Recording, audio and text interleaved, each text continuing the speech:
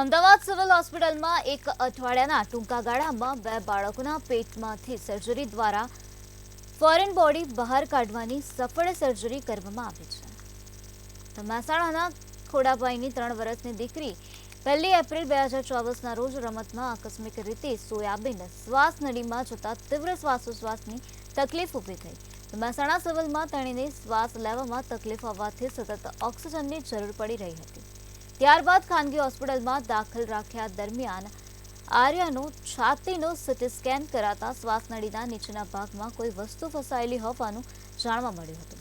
ત્યારબાદ તેણીને અમદાવાદમાં રેફર કરવામાં આવી, જ્યાં તાત્કાલિક ધોરણે બાળરોગ સર્જન અને એનેસ્થેસિયા વિભાગની ટીમ દ્વારા તેની બ્રોનોસ્કોપી કરવામાં આવી હતી. ત્યારે બોન્ક્રોસ્કોપી દ્વારા તેની શ્વાસનળીમાંથી સોયાબીનનો દાણો કાઢવામાં આવ્યો, જે ઓપરેશન પછી ધીરે ધીરે તેણીની શ્વાસની તકલીફ દૂર થઈ હતી.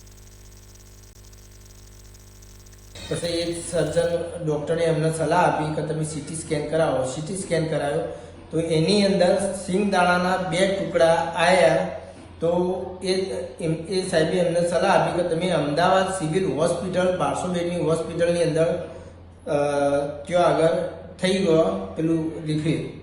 તો અમે ત્યાં આગળ એડમિટ થઈ ગયા અને આ ડૉક્ટર સાહેબની અમદાવાદની હોસ્પિટલે અમને જે સેવા સહકાર અને જે મંજૂરી અને એ અમને તાત્કાલિક ધોરણે એમને કામ કર્યું.